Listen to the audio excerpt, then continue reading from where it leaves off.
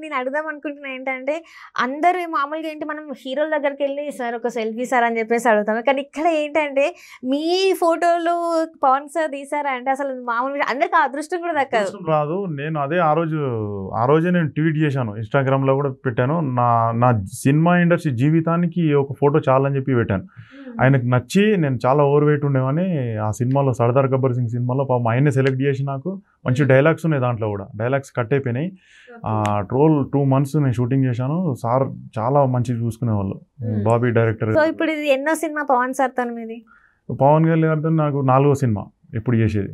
4వ సినిమా. 4 సినిమాలు చేసేసారా? మామూలుగా పవన్ సార్‌తోని పని చేస్తే ఆయన ఒక వ్యసనం అని చెప్పేసి త్రివిక్రమ్ సారే చెప్పారు. మర్చి ఇప్పుడు 'సర్దార్ గబ్బర్ సింగ్' నేను చేశాను కదా. దాని తర్వాత 2 years 1 year తర్వాత నాకు 'అజ్ఞాతవాసి' సినిమాకి పిలిచారు. 'అజ్ఞాతవాసి' ఇక్కడ మెయిన్ రోడ్ మీద ఆయన సీఎం గారు ఆయన పెద్ద మనిషి సినిమాలో ఆయన వస్తుంటే మధ్యలో ఎయిర్పోర్ట్కి ట్రాఫిక్ టైం అవుతుందని రోడ్ దాటి వెళ్తూ ఉంటారు. అయితే అట్నుంచి బండి వస్తుంటే తీసి పడేసేది క్యారెక్టర్ బండి ఒక చేత్తో తీసి పడేది. ఆ పర్సనాలిటీ ఒక్క చేత్తోని ఒక R15 బండిని తీసి పడదేంగే కరెక్ట్ పర్సనాలిటీ ఎవరు అని చెప్తే ఈయన చెప్పారంట హీరో. అతను రెమో అని చెప్పేసి ఉండే అతనైతే కరెక్ట్ సెట్ త్రివిక్రమ్ సార్కి చెప్పారు. త్రివిక్రమ్ సార్ నన్ను పిలిపించి ఆ క్యారెక్టర్ ఇచ్చారు. అది యాక్చువల్లీ ఒకరోజు క్యారెక్టరు. నేను బిఎడ్ తీయట్లేదు. ఓకే. ఒకరోజు క్యారెక్టర్ గురించి ఎందుకని చెప్తే లేలే తీ అని చెప్పి త్రివిక్రమ్ గారు నేను కొంచెం డిసప్పాయింట్ అయి తీశాను. హాఫ్ డే షూటింగ్ చేశాను అయిపోయింది. నేను డిసప్పాయింట్ అయిపోయినా. హాఫ్ డే షూటింగ్ గురించి మళ్ళీ గడ్డం తీసి నాకు వేరే సినిమాలు ఛాన్స్లా హీరో గారు పిలిచి మళ్ళీ 2-3 days నాకు వర్క్ ఇచ్చారు దాంట్లో. సినిమాలోనే ఆ సినిమాలే మళ్ళీ అక్కడ మైండ్ స్పేస్ దగ్గర హైటెక్ సిటీలో డబుల్ పేమెంట్ ఇప్పించారు. అంటే హీరో పవన్ కళ్యాణ్ అనేది అట్లా. ఇప్పుడు ఉస్తాద్ భగత్ సింగ్ ఇందులో నేను విన్నాను ఏంటంటే మీరు మెయిన్ విలన్ ఈ సినిమా ఉస్తాద్ భగత్ సింగ్ లో పవన్ సార్ ఇట్లా ఉంటే మీరు ఇలా ఒక 2 pillars లాగా ఉంటుంది అని చెప్పేసి విన్నాను. సో ఇది ఎట్లా ఉంది అసలు? మీరు బాగానే స్టఫ్ మరి ఇది చెయ్యాలి కదా సార్, ఎందుకంటే మీలాంటి వాళ్ళతో ఏంటంటే డైరెక్టర్ గారు ఇట్లా సినిమా షూటింగ్ చేసేటప్పుడు బయట చెప్పొద్దండి అని చెప్తున్నారు. మీరేమో మొత్తం స్టఫ్ లాగేస్తున్నారు. అంటే మెయిన్ విలన్ అని చెప్పలేనండి. Important character. అంటే నా జీవితంలో నేను అంత పెద్ద క్యారెక్టర్ చేయలేదు.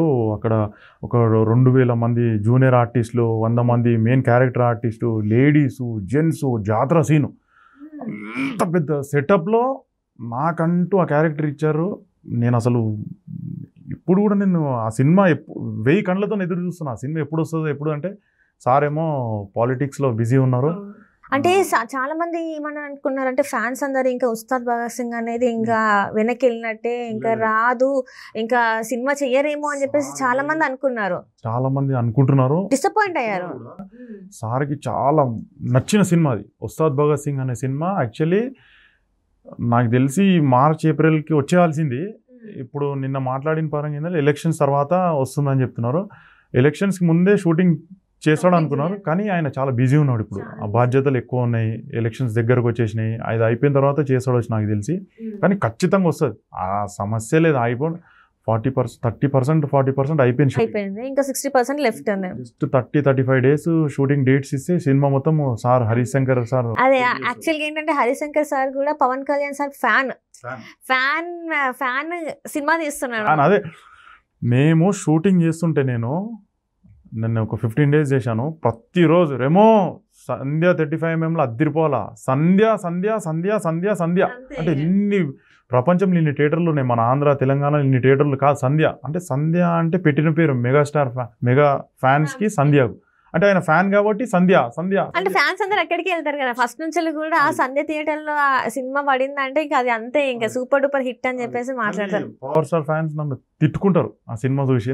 ఎందుకట్లా అంటే వాళ్ళ హీరోకి ఆపోజిట్గా పవన్ కళ్యాణ్ పక్కన నించుంటేనే ఒక సునామీ, ఇంకా ముందు నించొని నేను ఒక డైలాగ్ ఆయన ఒక డైలాగ్ వేస్తుంటే ఎట్లుంటుందో ఒకసారి ఆలోచించండి, ఊహించుకోండి ఇక మీరు. అది అంటే ఇప్పుడు ఏంటంటే మిమ్మల్ని తిట్టుకోవడం కాదు, కానీ ఇప్పుడు మామూలుగానే పవర్ స్టార్ అంటేనే ఒక అంటే తిట్టుకోవడం అంటే ఎట్లా అంటే ఫ్యాన్స్ మా హీరోకి అరేతురే కూడా చెప్పింది అన్నట్టు ఉంటుంది. అంటే అదే నేను చెప్తున్నా, మామూలుగానే పవన్ పీకే అంటేనే మొత్తం లోపల అంతా బ్లడ్ అంతా ఇలా అయిపోతుంది, కింది మీదకి అయిపోతుంది. సో అట్లాంటి మనిషి ముందు మీరు ఉన్నారంటే ఆబ్వియస్లీ ఇంకా సార్ స్టేటస్ని మీరు పెంచినట్టే అవుతుంది. సో అట్లా మిమ్మల్ని ఇంకా మీకు ఫ్యాన్స్ ఎక్కువ అవుతారేమో, మేబీ చెప్పలేము.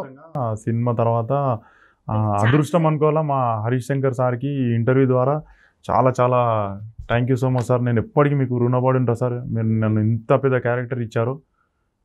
సో అట్లనే ఏంటంటే ఇప్పుడు ఇందాక నేను చెప్పాను కదా మీరు ట్రాన్స్ఫార్మ్ ఇంత 35 kgs అన్నారు కదా, సో అంతకుముందు డైట్ ఎట్లా ఉండేది, ఇప్పుడు ఎట్లా ఉంది డైట్? చాలా డైట్ మొత్తం డిఫరెంట్ అండి. డైలీ నేను ఒక 4 to 5 kilometers running, exercise, daily exercise, gymnastics, diet follow కావాలా, కాప్సిన్ అని, ప్రోటీన్ ఎంత అని, పొటాషియం, ఫైబర్ అన్నీ చాలా పాటించాల్సి వస్తుంది. ఈ బాడీ స్ట్రెచ్చర్ ఉండాలి. ఇప్పుడు నేను ఆల్మోస్ట్ 5 years నుంచి ఈ బాడీ మెయింటైన్ చేస్తున్నాను. Oh my God. అంటే అంతకుముందు ఫుడ్ ఎలా పడితే అలా జంక్ ఫుడ్ జంక్ ఫుడ్ అనేది కాదు కానీ ఒక హిసాబ్ కితాబ్ ఉండకపోయేది. ఎంత పడితే అంత తినేసేవాళ్ళం, అది చేసేవాళ్ళం. ఇప్పుడు కొద్దిగా కాంటెంట్ తగ్గించి ఎంత తినాలో అంతే. మనిషి బ్రతకడానికి తినాడు.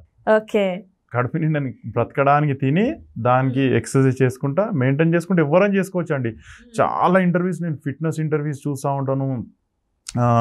నేను మార్నింగ్ టైంలో షూటింగ్కి వెళ్ళేటప్పుడు మా వాకర్స్కి లేడీస్ కానీ జెంట్స్ కానీ చాలామంది వాకింగ్ చేస్తూ ఉంటారు. వాళ్ళకు ఒక అవగాహన, కరెక్ట్ అవగాహన ఇచ్చేవాళ్ళు లేరండి పాపము. వాళ్ళు సంవత్సరాలు వాకింగ్ చేస్తూ ఉంటారు, ఎక్సర్సైజ్ చేస్తూ ఉంటారు, తగ్గరు. మెయిన్ ఏంటంటే మీకు 75% మెయిన్ డైటే ఉంటుంది, 25% వర్కౌట్ ఉంటుంది. డైట్ మెయింటైన్ చేయరు. ఎలాంటి ఫుడ్ తీసుకోవాలనేది తెలియక తినేసి మీరు ఎంత వాకింగ్ చేయండి, ఎంత ఎక్సర్సైజ్ చేయండి, ఏంది అసలు మీరు క్రమ పద్ధతిగా మామూలుగా డైట్ తీసుకుంటా, మంచి డైట్ క్యాలరీస్లో వండుకుంటా చేసుకుంటూ చేస్తే ఇప్పుడు మీరు 35 kgs, 30 అంటారు, 30 కాదు 70 kgs కూడా తగ్గవచ్చు. ఎంత వెయిట్ అని తగ్గవచ్చు అండి. డైటే మెయిన్. 75% మీ కిచెన్లోనే ఉంది. మీ వెయిట్ అంతా వెయిట్ లాస్. మీరు ప్రోటీన్ అన్నారు కదా, ప్రోటీన్ ఇప్పుడు మన కిచెన్ లో అని కూడా మీరు చెప్తున్నారు. షాక్ అయిపోయి అసలు మిమ్మల్ని. మీరు కూడా చేస్తారా మంచిగా ఎక్సర్సైజ్? నేను ఇంట్లో నాకు ఎవరు సర్వెంట్స్ లేరండి, నా పని నేను చేసుకుంటా, నా వంట నేను వండుకొని నేను బయట ఫుడ్ అస్సలు తినాను. సో నేను ఇంతే, ఇంకా నేను బయట ఫుడ్ రేర్ కండిషన్స్లో ఎట్లా అంటే ఇంకా తప్పదు తినాలి ఈ రోజు అన్నప్పుడు తింటా అంతే. సో ఇట్లాంటి వాళ్ళకి ఏంటంటే మీలాంటి వాళ్ళని చూసినప్పుడు చాలా మందికి ఇన్స్పిరేషన్గా ఉంటారు. అరే మామూలు విషయం కాదు, 35 kgs అంటే నాట్ ఏ జోక్. సో మీరు ఇంకా పవన్ సార్తో ఇట్లా ఇంతమంది యాక్టర్స్తో వర్క్ చేశారంటే ఎంత డెడికేషన్ ఉంటుంది. అంటే ఒక చిరంజీవి సార్తోనే కావచ్చు, మహేష్ బాబు, మీరు ఇంకా ఏంటంటే నాకు తెలిసింది మీరు అదర్ స్టేట్స్ లో యాక్టర్స్ కూడా చేశారని. రజనీకాంత్ సార్తో చేశాను, విజయ్ సార్తో, విశాల్, శివ కార్తికేయ. నేను మహేష్ బాబు సార్కి అయితే నేను భరతన్ సినిమా చేశాను. దాని తర్వాత ఆయన్ని నన్ను పిలిపించి మహర్షి సినిమా పిలిపించారు. అప్పటికి నేను వెయిట్ లాస్ అయిపోయా. భరతన్ నేను సినిమాకి కూడా ఇప్పుడు నేను డీజే స్టోరీ చెప్పాను, అట్లనే ఉంది. అది కూడా చాలా రిస్కీ సీను. ఆయన కావాలని చెప్పేసి 100 కోట్లు సినిమా వసూలు చేసినాక ట్రైలర్లు వేయించుకున్నారు. అది బిట్ చాలా ఇష్టం ఆయనకు. అంటే మీకు అర్థం కావట్లేదండి, ఫ్యాన్స్ థియేటర్లో నా పంచు ఇట్లా కొడుతుంటే, ఇది కూడా బిట్ అయ్యండి ఫ్యాన్స్కి తెలియాలా, ఇట్లా పంచు కొడుతుంటే ఇట్లా ఫోల్డ్ అయ్యి కింద పడుతుంటే ఫ్యాన్స్ అందరు విజిల్స్ చేస్తున్నారు. ఇదేంద్రా బాబు, మా అంటే హీరో కొడితే నేను కింద పడుతున్నా అంటే ఎట్లుంటుంది, మామూలుగా ఉండదు. అట్లా ఆయనకు చాలా ఇష్టం. కావాలని మహర్షికి పిలిపించారు. నేను అప్పటికి వెయిట్ లాస్ చూసి నేను బాలీవుడ్ యాక్టర్ అనుకుంటున్నారు. ఇందాక మీకు చెప్పాను కదా, సాయి కుమార్ అన్న ప్లస్ పోసాని కృష్ణమురళి గారు ఉంటారు. మేము నడుచుకుంటూ వస్తూ ఉంటాం. అయితే నేను ఆ సీన్లో ఒక స్టెప్ ముందుకొచ్చి స్పీడ్లో వస్తున్నాను. మైక్లో హీరో గారు రెమో అని చెప్పి పిలిచారు. పిలుస్తాను, ఇదేంది ముందుకు వచ్చాను కదా, ఇక నన్ను తిడతారు, ఇంత పబ్లిక్లో ఇజ్జత్ పోతుంది. అప్పటికి చెప్తున్నారు వీళ్ళు, వద్దు నాన్న మెల్ల ఉండు, వీళ్ళు సీనియర్ యాక్టర్లు ఉన్నారు కదా, చెప్పు. భయపడుకుంటూ దగ్గరికి వెళ్తే ఫిట్నెస్ కూడా అడుగుతుంది. ఆయన కూడా గుర్తుపట్టలేదు, బాలీవుడ్ యాక్టర్ అనుకుంటున్నాడు. పక్కన ఉన్న వాళ్ళ బాడీ గార్డ్స్ వాళ్ళు అనుకుంటారు, సార్ మీరు పిలిచిన రెమోనే ఆయనే అని చెప్తే, నువ్వు ఎందుకు ఇట్లా అయిపోయినావు, ఏంది అసలు ఏమైందని చెప్తే, సార్ నేను మంచి క్యారెక్టర్లు చేద్దామని చెప్పి, ఇట్లా నీకెందుకు ఆ మంచి చేస్తున్నావు అంటే ఇంకా మంచి క్యారెక్టర్లు చేద్దామని. నా లైఫ్లో బెస్ట్ కాంప్లిమెంట్. 25 minutes మాట్లాడారండి. వంశీ పైడిపల్లి గారు డైరెక్టర్ గారు చెప్పారు, మాస్టర్ మేము పొద్దుంచలు చూస్తున్నాం సార్, మీరు మాట్లాడండి అని చెప్పారు. 25 minutes మాట్లాడి డైట్ గురించి అడిగాడు, ఎక్సర్సైజ్ గురించి అడిగాడు, మొత్తం డీటెయిల్స్ మాట్లాడు. అండ్ ఫిట్నెస్ అంటే అంత ఇష్టము. షూటింగ్ ఆపి కూడా ఫిట్నెస్ గురించి అంటే ఒక మనిషి ఇంత, ఇప్పుడు మన మాస్ తెలంగాణ లాంగ్వేజ్ చెప్పాలంటే ఆంబోతి లాంటి మనిషి, ఆంధ్ర మన తెలంగాణ ఆంబోతి లాంటి మనిషి ఇంత ఇట్లా అయిపోయాడు అని చెప్పి పిలిచి చాలాసేపు మాట్లాడి బెస్ట్ కాంప్లిమెంట్. దాని తర్వాత నేను ఆపలేదు, ఇంకా చాలా బూస్టప్ ఇచ్చింది ఇంకా.